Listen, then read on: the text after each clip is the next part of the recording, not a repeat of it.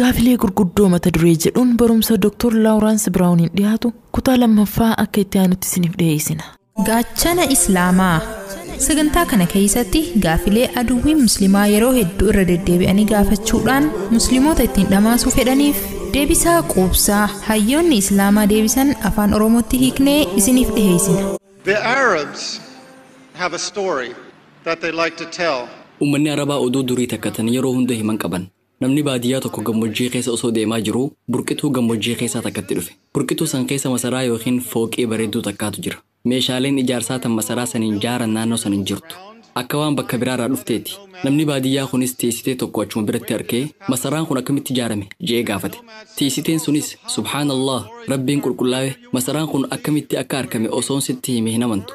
Durarratti qilleensi haalaan bubbisee dhakaa naannoo tana jiru boca roga afree akka qabaatu godhe. Fiixeen dhakaa kanniinii akka iskeeritti wal qixxaate. Itti aansee qilleensi dhakaa kanniin walitti dhiibee walirratti tuulee boca fooqii tanaa akka qabaatu godhe.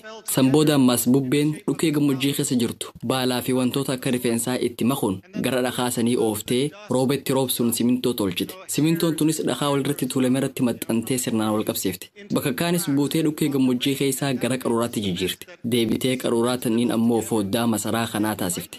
Bubbeen ammas bosona keessaa muka garagaraa lafaan dhahuun caccabsitee meeshaalee mukaa mana keessaa fireemii fooddaa fi balbalaa hojjette. Obomboleettiin jabduun meeshaalee mukarraa hojjetaman kanneen walitti guurtee dhiibdee gara masaraa kanaa fidde.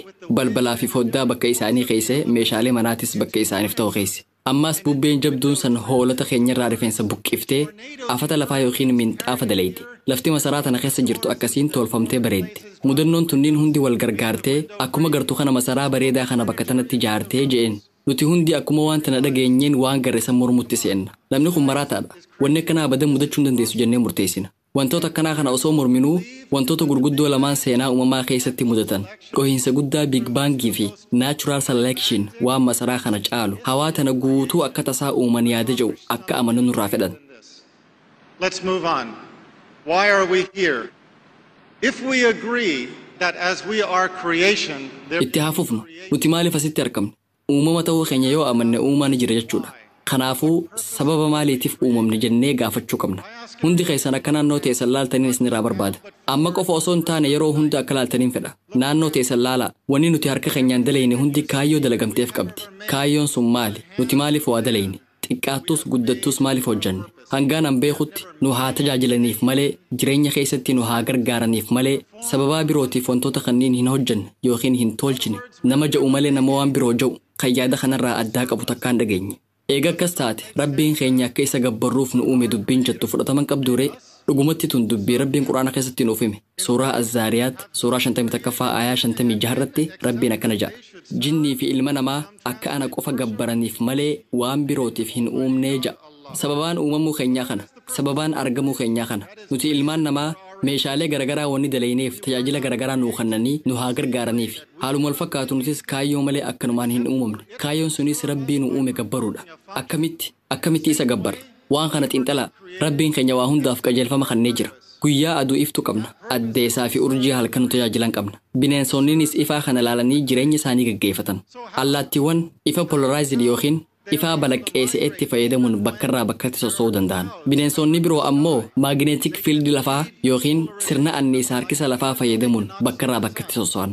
Qurxummiileen gurguddoon akkasumas ilbisoonni harkisa lafaa miiraan hubatanii faana deeman. Haala saniin karaa barbaadan imalan. Kun kennaa rabbiin keenya isaaniif kennirraayi. Can actually sense the magnetism of the earth and follow it, and that is how they find their way. That was the gift of our Creator to them. Salmon, this delicious fish that we have, leave the place of their birth, go down the river, out into the ocean for years. When they come back to the river they were born in. Qurxummiileen foon mi'aawaa qabaachuun beekaman kan saalmoon ja'aman bakka dura itti dhalatan gadhiisanii bahanii waggoota dheeraaf bishaan keessa deddeemaa turanii waggoota dheeraaf laga tokkorraa gara biraa cahaa eega jiraataniin booda gara bakka duraan itti dhalatanii yookiin hanqaaquu keessaa bahanitti deebi'uuf fooliidhaan qajeelfaman. Laga guddaa fi bishaan garagaraa san keessa deddeemaa foolii qofa fuunfatuun bakka duraanii sanitti deebi'an. Shimbiroon halkaniitii fi doolfiin waa adda beekuuf sagalee fayyadaman. uumamni bishaan keessa gad fagaatanii jiraatan ifaa waan hin arkanneef karantii elektirikaa bineensota irraa bahu dubbisan yookiin hubatan. Karantii sanitti fayyadamuun bineensa soorata isaaniif ta'u yookiin diina isaanii beekuu danda'an. Ilbisoonni keemikaala feemoon ja'aman qaban isa qilleensa keessa gad dhiisanii shurufkaasaa hordofan. Keemikaala san fayyadamuun sooranni eessa akka jiru beekuu danda'an. Rabbiin keenya biqiltootaaf ammoo amala addaa kan biraa kenneef. Amalli san foototiroopizim jedhama. Kun akkaataa baalli gara samiitti guddatu. Ji'ootiroopizim ammoo akkaataa biqiltuun san lafa keessa itti gad guddattu. Wantoonni kunniin lameen abadan walitti hin bu'an. Hidda gara samii ol biqile yookiin baala lafa keessa gad biqile takkaan garre. Maal isiniin jechuu barbaadeeti seetan? Rabbiin keenya ol aanaan uumama hundaaf qajeelfama kennee jira. Soorata adamsuu fi waahila jireenyaa barbaadachuuf akkasuma qajeelfamoota waa hedduu kenneefii jira. Eega dubbiin akkana taate, eega Rabbiin ol aane wantoota hundaaf waan hunda keessatti qajeelfama akkasii kenne. Nu ilmaan namaatiif hoo qajeelfama gara akhiraa ittiin deemnu maaliif nuuf hin kennine? Qajeelfama nuuf kennee hin jiru dubbii jettu ni fudhanna? Waan kana amanuu dandeenya? Lakki. Qajeelfamni nuuf kennamee jira. Qajeelfamni akhiraa nuuf kenname maal seetan? Akkuma nuti hundi beeynu wahyiidha. Waa'ee jireenya keenyaa yaadame yeroo muraasa dura meeshaalee nuti ilmaan namaa harki keenyaan daleen irraa haasaweetiin ture. Akkuma nuti uumama Rabbii keenyaa taanetti nuufi meeshaaleen sunniinis sababaa uumamneef qabna je'ee wal fakkeenya isaanii dhiyeesseetiin jira. Nuti wayita waan tokko dalaynu seeraa fi heera waan sanii waliin dalayna. Meeshaan sun hanguma sadarkaa isiitiin ulaagaa fi seera qabdi. Fakkeenyaaf fal'aanni waa ittiin sooratan seera qaba. Fal'aana yoo ittiin soorachuu barbaadan ol garagalchuun dirqama. Yoo lafatti gad goombisan ittiin soorachuuf hin tajaajilu.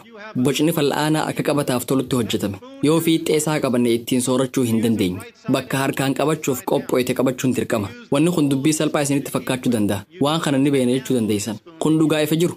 Garuu nuti yeroo hunda akkas hin turre wayita daa'ima turtan san fal'aana san bakkuma harki keessan irra oole qabattanii jirtan ta'a. Tarii soorataas afaan kaayachuu dadhabdanii jijjiisitan ta'a. Tarii afaan kaayachuuf jecha ijatti ifneexanii jirtan ta'a.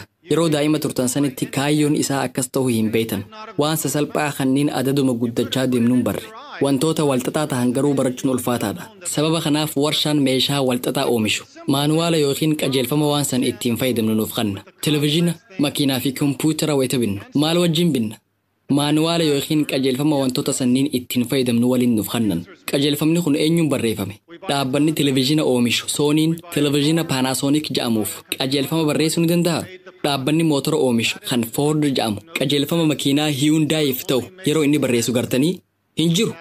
Qajeelfamni meeshaa san ittiin fayyadaman kan barreeffamu dhaabbatuma meeshaa san oomisheen. Sunis nama waa'ee meeshaa sanii sirriitti beekuuni. Qajeelfamni jireenya keenyaatis uumaa fi qaama sirriitti nu beekuun barreeffame. Think of any instruction manual you ever read. It starts with what? Mee qajeelfama meeshaalee amma dura dubbistanii tokko yaadadhaa. Maaliin jalqaba? Akeekkachiisaan jalqaba. Akeekkachiisa, akeekkachiisa, akeekkachiisa. Meeshaa tana karaa dogongoraatiin yoo fayyadamte maaltu mudata? Itti aansuun akkamitti akka fayyadamuu qabdan isiniif hima. Tajaajila gaarii kan argattanis haala qajeelfamaatiin yoo fayyadamtan akka ta'e isiniif hima. Qajeelfamni sun maaliin xumurama? Furmaata rakkina mudatuu danda'uu himuun xumura. Wanni kun wahyii Rabbii biraa bu'een maal garaagarummaa qaba? Wahyiin waan irraa dhowwamuu qabnu nutti hima. Wantoota sanniin dalaguu keenyaaf maal akka mudannus nuuf hima. Maal akka dalaguu qabnus nutti hima. Bu'aa waan san dalaguu keenyaaf arkannus nuuf hima. Rakkoon mudattuufis furmaata nuuf kenna. Karaa gabaabaan yoo rakkoo keessa seenu akkamitti rakkoo san keessaa bahuu akka dandeenyu nu qajeelcha. Akkamitti akka mudaa keenya furree daandii sirriitti deebinu nu akeeka. In other words, it tells us how to sort ourselves out if we have a problem, how to correct our deficiencies and guide ourselves aright. ربنا اجمع لنا خير دنيا والآخرة إنك على كل شيء قادر